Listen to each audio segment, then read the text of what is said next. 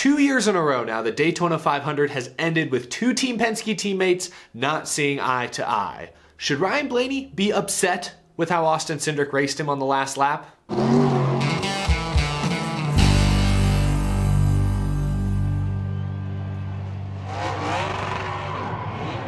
How's it going, y'all? My name is Eric. Welcome to Out of the Groove. We're back home after an eventful Daytona Speed Week. I'm still working on my video that I shot on Sunday. You'll see that very soon. But I want to begin this episode real quick by just saying thank you. I started Out of the Groove in my college dorm room at the end of 2016, and it's grown to a point where last weekend I was able to be inside in front of all the action at Daytona. It was a dream come true for me. Hopefully those opportunities continue to present themselves because I think that'll make this show better. It'll make this channel better. But last weekend was a dream come true. I just want to say a huge thank you to all of you who've ever watched, who've subscribed, who've left likes or comments. The online NASCAR community continues to amaze me every single day, so thank you for everything you've given me the last few years. Now, we're gonna talk about the Daytona 500 because I did do a race review late Sunday night after the race, and I did talk about the finish of the Daytona 500 a bit in that video, but because I was recapping the whole event, I didn't spend as much time on the finish as I wanted to. So today,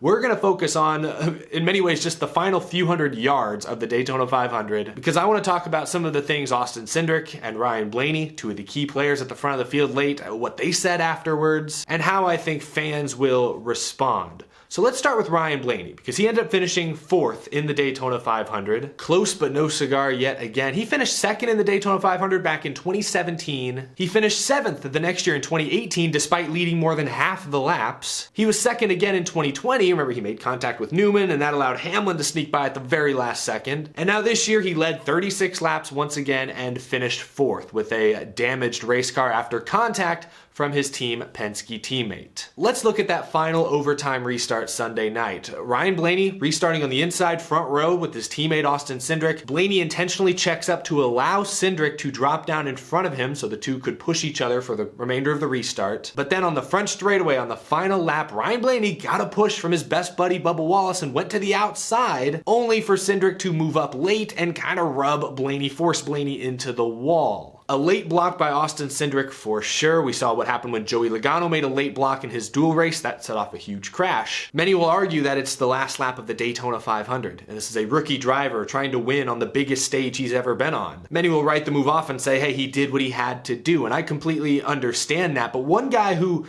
at least during his post-race interviews, didn't necessarily seem to completely agree with that or understand that was Ryan Blaney, the guy who got wedged up into the wall when he had the checkered flag in his sights. Listen to what Blaney said here after he was released from the infield care center talking to reporters. Listen to what he says, but more importantly, listen to what he doesn't say. This clip's from Bob Pockrass.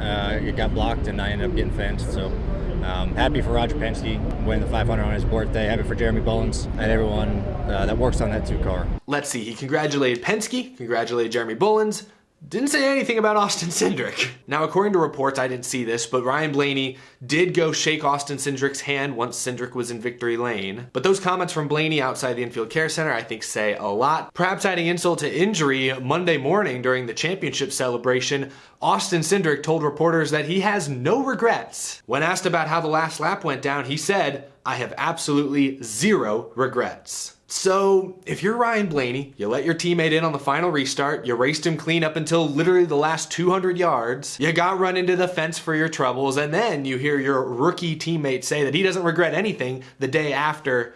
Should you be upset? I think the answer is yes, and I'm pretty consistent on this. I think in the moment when you feel you've been wrong, when someone raced you aggressively and it cost you, you have every right to be upset. Regardless of your history, regardless of the other driver's history, you have the right in that moment to be upset with the outcome. I said the same thing about Hamlin when he got wrecked by Bowman at Martinsville last year. I said the same thing about Chase Elliott when he got his tire cut by Harvick at Bristol. So Blaney has every right to be upset right now, but I do think as time goes on, I think Blaney will see the bigger picture and just accept that this is a part of what NASCAR culture has become. For better or worse, we've seen this many times in recent years, but younger drivers coming into the sport race differently than the veterans that are now starting to trickle out. I think many fans and most young drivers in the sport would look at what Cindric did there at the very end and would say he did nothing wrong. It's the Daytona 500. You gotta do what you gotta do, regardless if it's a teammate who's raced you cleanly up to that point. History remembers the winners. You gotta win at all costs. That's the general philosophy I feel is woven throughout the NASCAR garage watch these days, especially in trucks, especially in Xfinity, where there's a disproportionate amount of younger,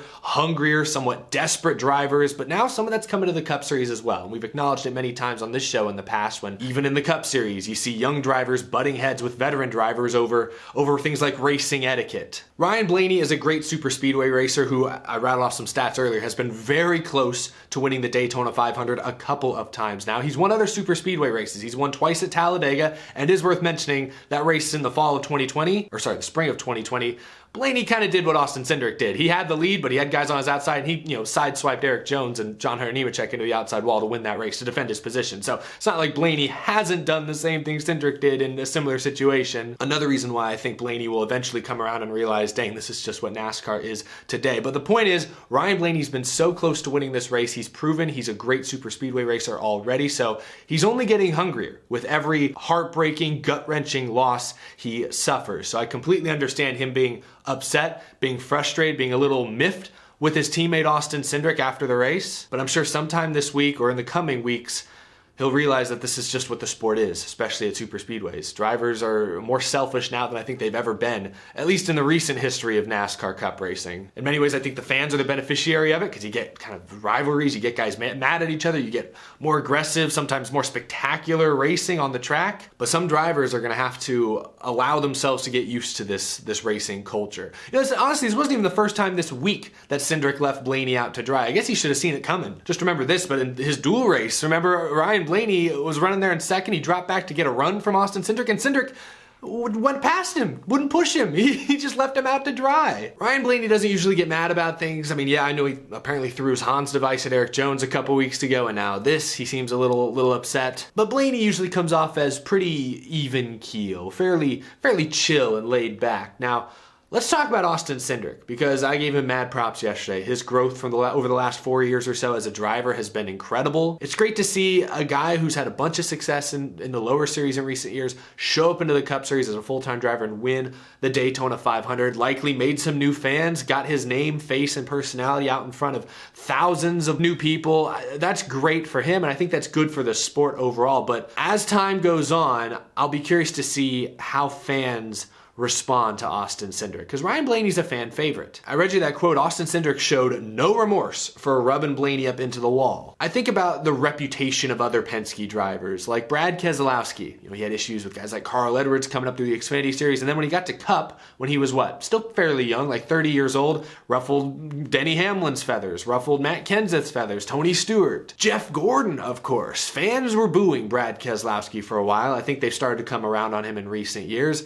Joey Logano, obviously. Another younger driver who angered some fans and drivers with his aggressive racing. A lot of those same players, Hamlin, Kenseth, Kyle Busch, Tony Stewart, and others. Austin Cindric's a young driver. He's only 23 years old. He's younger than I am. And he had a reputation 3, 4, 5 years ago in the Truck and Xfinity Series as, Austin Spindrick, a guy who was driving in over his head, overly aggressive. Spun out Kaz Grala for the win in Canada a few years ago. His father, Tim Cindric, runs Team Penske, so there's always going to be some questions from fans there. Will Austin Cindric end up earning a similar reputation to that of Joey Logano, or will he end up more on the Blaney side of things? Because Ryan Blaney's a Team Penske driver that I think most fans like. I think most fans relate to Ryan Blaney. He's only a rookie, but I'm already wondering which side of that spectrum he's going to land on with fans. Will he become a fan favorite? Will he be booed at races over the next few years? Time will tell. I'll give him credit. On social media, at least the last 48 hours, he's been very fun. I think he's made a lot of fans there. I mean, sleeping with the Daytona 500 trophy, taking it to Steak and Shake, Jeff Gluck's quiet track. He's funny. He's having a good time with it. I've also watched, listened to, and read a lot of really good interviews with him over the last couple days. Like in the media center after the race, he was asked about, losing the championship Xfinity race last year by this much, and he was real candid. He talked about how he felt he'd let the entire team down, how he wanted to throw up, how he woke up at 4 a.m. the next morning, broke out into a cold sweat, had a panic attack. He talked candidly about how difficult that experience, that race was, losing that race, feeling like he let his entire organization down. To go from that to the high now of winning the Daytona 500, I think Austin Cindric's story the last few years is a fun one, is a remarkable one. We'll see as time goes on if fans continue to gravitate to Austin Cindric, or if he has a few more instances, if this aggressive racing late in races becomes a trend and it rubs people the wrong way, will he become the next Joey Logano type driver? I think either is possible at this point. Just wanted to talk about that in today's episode. We've got more news coming down the pipeline, still waiting to hear what penalties Penske and RFK will get for the tire issue, their wheel issue this past weekend, and much, much more to talk about soon, I'm sure. But just wanted to discuss that in today's episode. Thank you so much for watching. Be sure to leave a comment down below. And if you're new to the channel, hit that subscribe button because we talk NASCAR almost every single day. The regular season is here. Things are in full swing. Going to be a lot of great episodes coming your way here on this channel. As always, a big thank you to my amazing Patreon supporters as well. Y'all go above and beyond to support the channel. I greatly appreciate it. We'll be back tomorrow with another episode. Thank you all so much for watching. I'll see you again very, very soon.